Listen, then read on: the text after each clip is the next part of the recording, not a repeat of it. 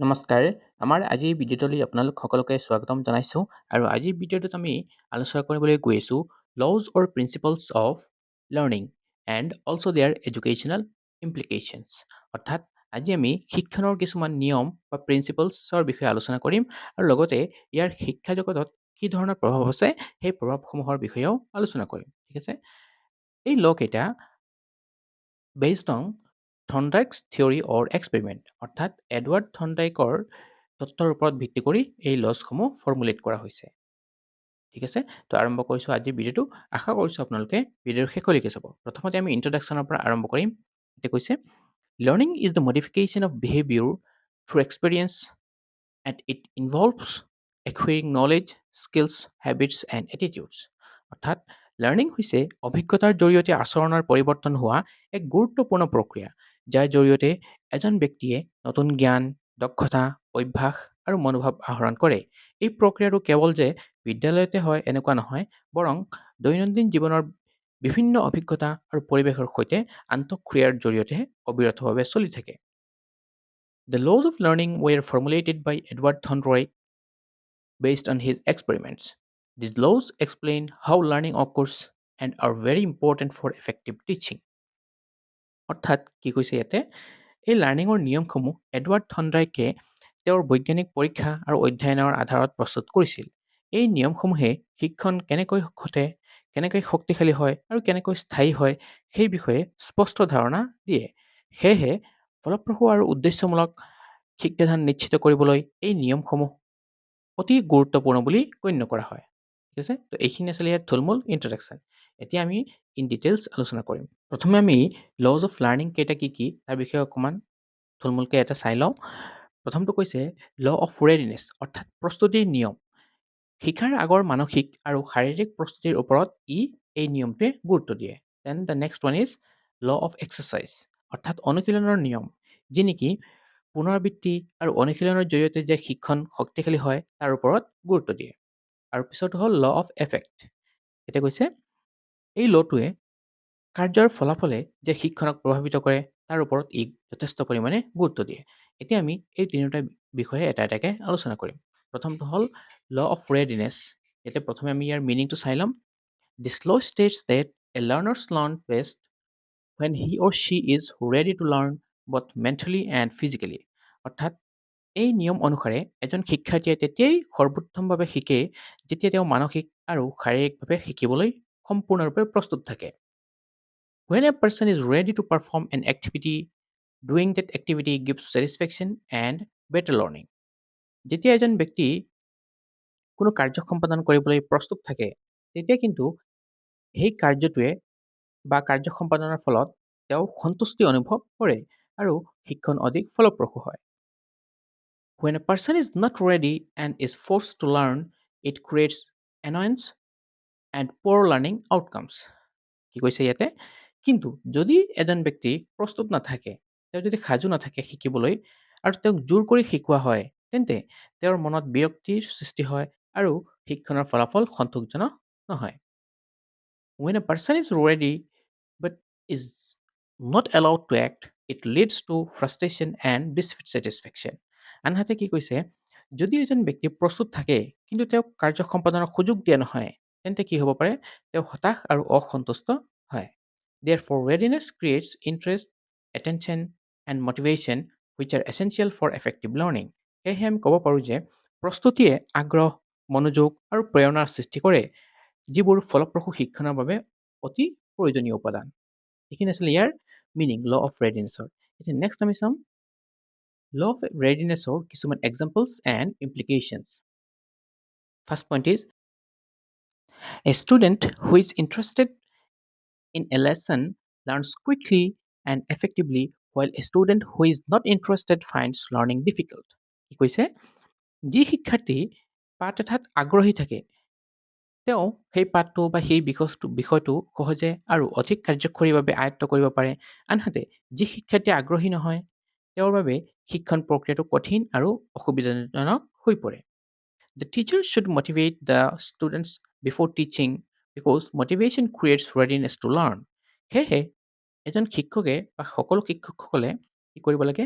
পাঠদান আৰম্ভ কৰাৰ আগতে ছাত্ৰ-ছাত্ৰীসকলৰ মাজত প্ৰেৰণাৰ সৃষ্টি কৰিব লাগে, কাৰণ প্ৰেৰণাই শিকিবলৈ প্ৰস্তুতি গঢ়ি তোলে।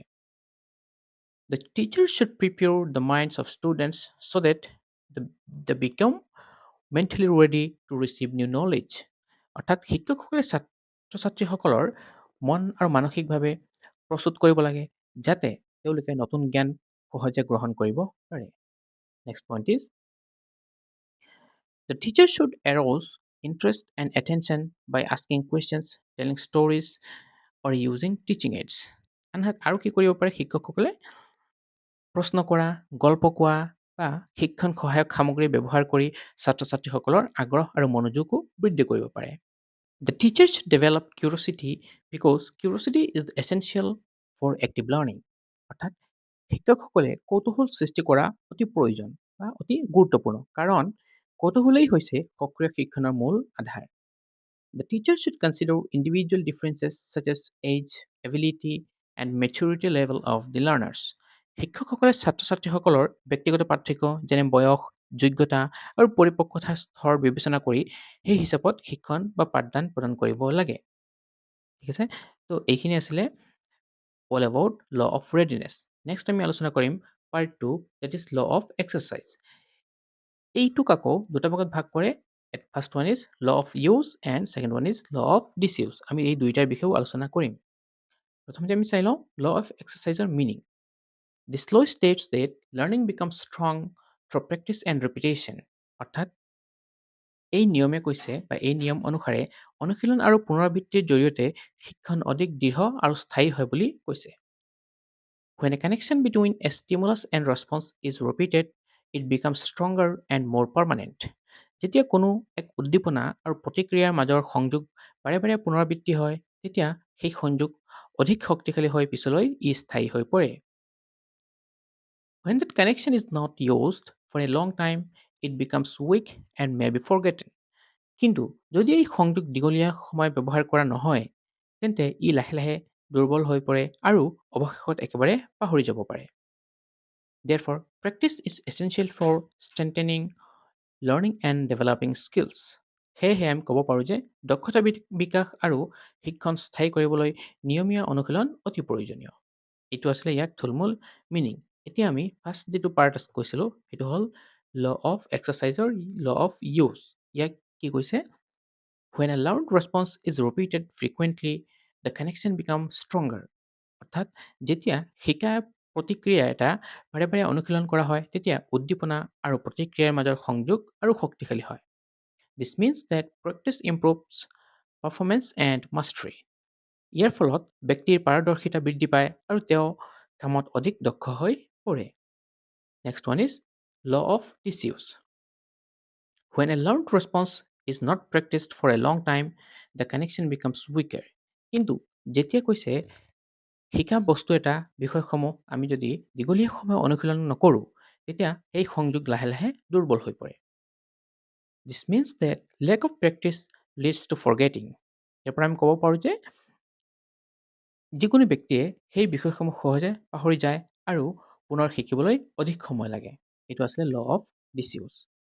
এতিয়া আমি চাম ল অফ এক্সাৰচাইজৰ কিছুমান এক্সাম্পলছ এণ্ড ইমপ্লিকেশ্যনছ। ফাৰ্ষ্ট পইণ্টটো কৈছে a student improves handwriting through their regular writing practice while lack of practice lead to poor handwriting.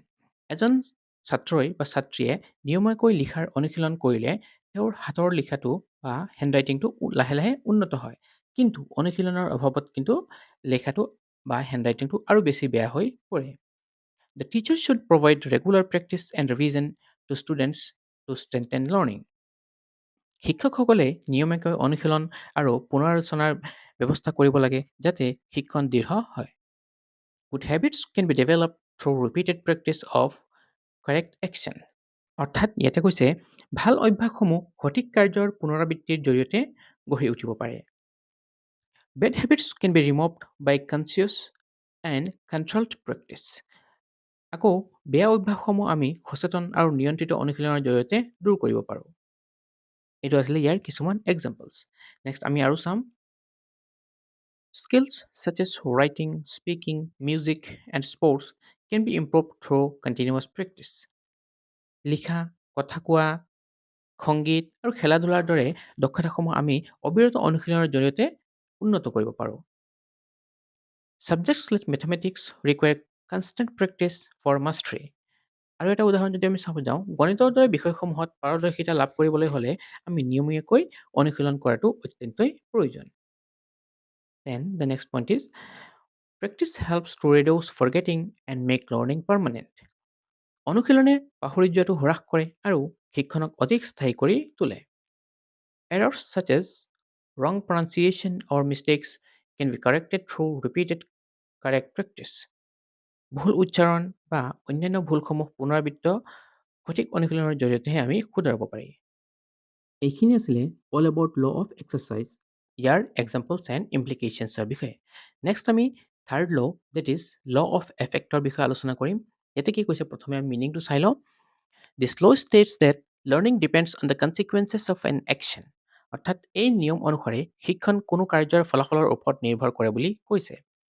When a response is followed by a pleasant or satisfying result, the connection becomes stronger and is likely to be repeated.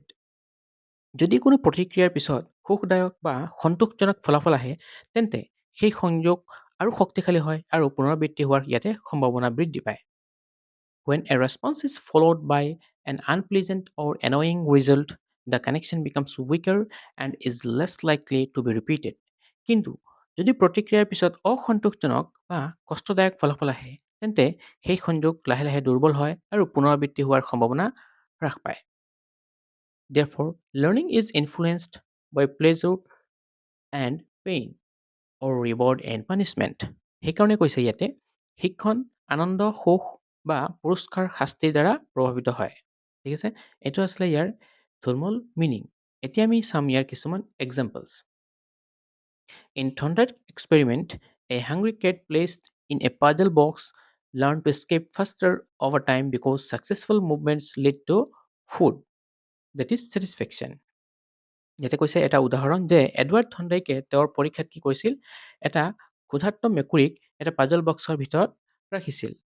তাৰপিছত কৈছিলে মেকুৰীটোৱে বাৰে বাৰে চেষ্টা কৰি অৱশেষত সঠিক উপায়েৰে বাকচৰ পৰা ওলাই আহিবলৈ শিকে, যি কাৰ্যই সফলতা আৰু খাদ্য ডেট ইজ কৈছে ইয়াতে ছেটিছফেকশ্যনটো প্ৰদান কৰিছিলে আৰু সেইবাবে তেওঁ সেই কামটো পুনৰাবৃত্তি কৰিছিলে।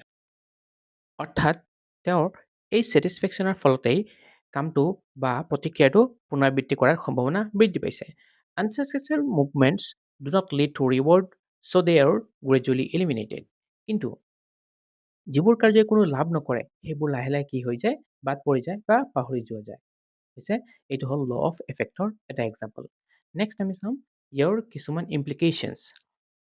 The teacher should use praise, rewards, and encouragement to strengthen learning. শিক্ষকসকলে প্ৰশংসা, পুৰস্কাৰ আৰু উৎসাহ ব্যৱহাৰ কৰিব লাগে যাতে শিক্ষণটো আৰু অধিক শক্তিশালী হয়। The teacher should avoid excessive punishment as it creates fear and discourages learning. ইয়াতে কৈছে অতিমাত্ৰা শাস্তি ব্যৱহাৰ কৰা উচিত নহয় কাৰণ ই ভয় সৃষ্টি কৰে আৰু শিক্ষণত বাধা দিয়ে। Good habits and attitudes can be developed by associating them with satisfaction and reward. ভাল অভ্যাস আৰু মনোভাৱসমূহ আমি সন্তুষ্টি আৰু পুৰস্কাৰৰ সৈতে জড়িত কৰি গঢ়ি তুলিব পাৰোঁ। ঠিক আছে, নেক্সট আমি চাম Bad habits can be reduced by associating them with dissatisfaction or correction. আনহাতে কৈছে বেয়া অভ্যাস যোনবোৰ আছে সেইবোৰক আমি অসন্তুষ্টি বা সংশোধনৰ সৈতে জড়িত কৰি হ্ৰাস কৰিব পাৰোঁ।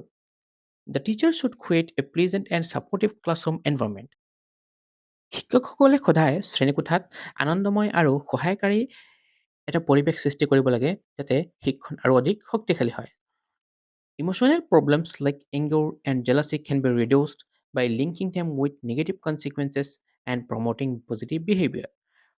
আমাৰ যিটো খং, ঈৰ্ষা আদি আৱেগিক সমস্যাসমূহ নেতিবাচক ফলাফলৰ সৈতে জড়িত কৰি নিয়ন্ত্ৰণ কৰিব পাৰি আৰু ইতিবাচক আচৰণ বিকাশ কৰিব পাৰি। ঠিক আছে, তো এইখিনি আছিলে all about law of effect. এতিয়া আমি এই তিনিওটা লৰ পৰা কি কনক্লুড কৰিব পাৰোঁ যে the law of readiness emphasizes preparation and motivation.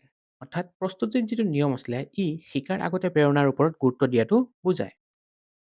On the other hand, the law of exercise emphasizes practice and repetition.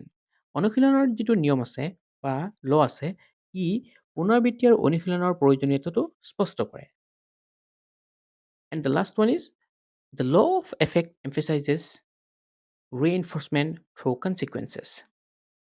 যিটো আমাৰ ফলাফলৰ যিটো নিয়ম আছে, সেই ফলাফলৰ জৰিয়তে যে আমি শিক্ষণ শক্তিশালী কৰিব পাৰোঁ, সেই কথাটো তেওঁ এই ল'টোৱে ভালকে বুজায়।